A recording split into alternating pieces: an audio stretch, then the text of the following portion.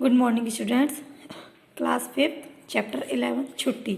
आज हम आपको छुट्टी के विषय में बताएंगे। इस चैप्टर में एक माँ और बच्चे का वर्णन किया है कि इस संसार में जो माँ है, माँ का स्थान कोई दूसरा नहीं ले सकता। यही बात इस चैप्टर में कही गई है। एक बार कुछ बच्चे खेल रहे थे, तभी बच्चों के सरदार मतलब जो एक ग्रुप होता है, पूरी एक मंडली होती है, सबसे बड़ा उसका लीडर होता है, ठीक है, नायक। सरदार फटिक चक्रवर्ती के दिमाग में एक नई बात आई कि नदी के किनारे पेड़ का जो तना कटा पड़ा है उसे लुढ़का कर ले चलें। लेकिन फटिक का छोटा भाई मक्खन जो उस पर बैठा था हिलने का नाम ही नहीं ले रहा था। तभी फटिक डपट कर बोला, देख, हट जा चुपचाप। यह सुनकर मक्खन और भी अच्छी तरह जमकर तने पर बैठ गया। फटिक ने सुझाया मतलब उसे एक युक्ति बताई कि बच्चे मक्खन के साथ ही इस तने को ढीलकर ले जाएं, मतलब ढकेल कर ले जाएं। बच्चे कमर कसकर पेड़ के उस मोटे से तने को मिलकर ठेलने लगे, मतलब कि धक्का लगाने लगे। मारो धक्का, हैया, शाबाश जवानों, हैया, मतलब उसे उठाकर उसे धकेलने लगे। फिर तना जैसे ही थोड़ा लुढ़का, मक्खन जमीन पर गिर पड़ा।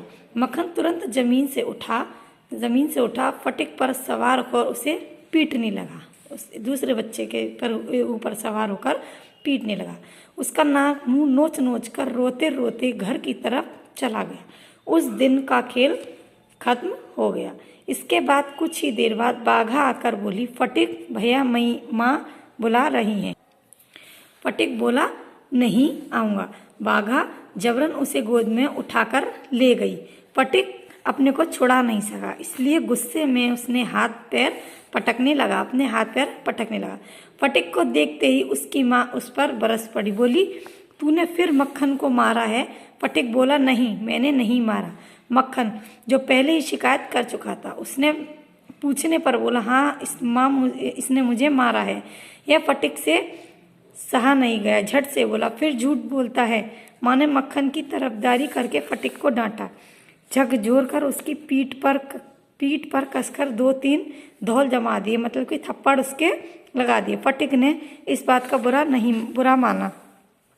बुरा माना। ठीक उसी समय काले सफेद बालों वाले सज्जन वहां आ पहुंचे। बोले, ये क्या कर रहे हो तुम?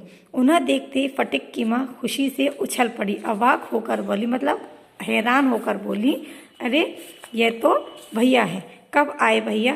कहकर उसने भाई को नमस्कार किया। कुछ दिन तो बड़ी धूमधाम के साथ बीते।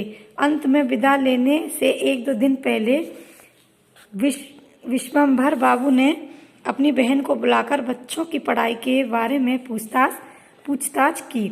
इसके जवाब में फटिक के उद्दंड आचरण मतलब व्यवहार जो होता है, ठीक है, आचरण, पढ़ाई में मन न लगाने और मक्खन को बड़ा शांत, भला, पढ़ने लिखने वाला लड़का होने की बात उन्हें बताई गई। यह सुनकर विश्वंभर बाबू बोले, मैं फटिक को कलकत्ता में अपने पास रखकर पढ़ाऊंगा लिखाऊंगा। विधवा बहन ने भाई का यह प्रस्ताव मान लिया। माँ ने फटिक से पूछा, क्यों रे फटिक, मामा के साथ कलकत्ता जाएगा? फटिक उछल पड़ा, बोला, जाऊंगा। कब जाएंगे? किस समय जाएंगे? पूछ कर फटिक ने अपने मामा को तंग कर दिया। अंत में चलते समय अपने आनंद के प्रतीक स्वरूप उसने अपना मछली पकड़ने का कांटा, पतंग, लटिया, सूत आदि छोटा लच्छी, मतलब जो पतंग की वो होती हैं डोर, सब कुछ मक्खन को सौंप दिया। कलकत्ता में मामा के घर जाकर सबसे पहले उसका परिचय मामी से हुआ। परिवार में एक आदमी बढ़ गया। इस बात से मामी बड़ी खुश हुई हो, ऐसा नहीं कह सकते। मामी की प्रेमहीन आंखों में फटिक भी एक बला के समान था। बला मतलब मुसीबत के समान था। इससे फटिक के मन को बड़ी ठेस पहुंची थी। स्कूल में फटिक की तरह बेवकूफ़ और पढ़ने में लापरवाह लड़का दूसरा कोई नहीं था। कोई भी प्रश्न पूछे जाने पर वह मुंह फाड़े देखता रहता। जब मास्टर उसे डांटता तो वह चुपचाप डांट खाता। एक दिन फटिक ने अपने स्कूल की किताब खो दी। मास्टर ने हर रोज उसे डांटना शुरू कर दिया।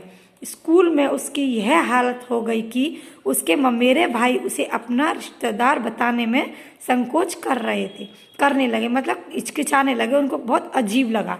घर और स्कूल में इतना निरादर, उस पर इतनी छोटी जगह, पतंग लेकर मैदान में उड़ाना, नदी किनारे घूमना, वे सारे लड़के उपद्रव मचाने की आज़ादी, सबसे ऊपर उसकी माँ की नाराज़गी, सब कुछ दिन रात सबसे ऊपर उसकी माँ की नाराज़गी, मतलब उसे वह सारी बातें याद आने लगी जो वह अपनी माँ से नाराज होता था, क्योंकि उसको अपनी माँ की सारी बातें बुरी लगती थी, क्योंकि माँ तो माँ ही होती है।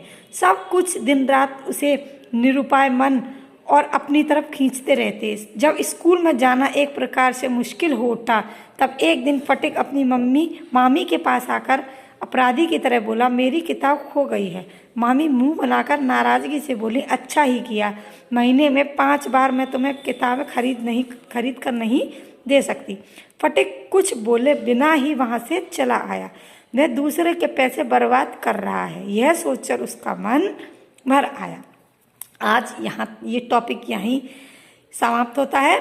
नेक्स्ट टॉपिक नेक्स्ट वीडियो में बताएंगे। ये आपको रीड करना है। देखिए, ये बहुत ही अच्छा चैप्टर है। इसको पढ़ेंगे, इस स्टोरी को, इस स्टोरी से हमें यह समझ मिलती है कि माँ तो माँ ही होती है, माँ की जगह कोई और नहीं ले सकता। इसलिए माँ के दिल को हमें अच्छे से समझना चाहिए, उनकी बात को समझना चाहिए। क्योंकि अगर हम कहीं भी चले जाएं, मामा के घर, फूफी के घर, कहीं भी चले जाएं, लेकिन माँ जैसा प्यार हमें कोई नहीं दे सकता। क्योंकि माँ अपने बच्चे को कभी बोझ समझकर घर में नहीं रखती है। यही बात इस चैप्टर में बताई है। आप इसको रीड करेंगे। कोई और प्रॉब्लम होती है तो बेटा मुझसे कॉल करके पूछ सकते हो। ओके बेटा, थैंक यू।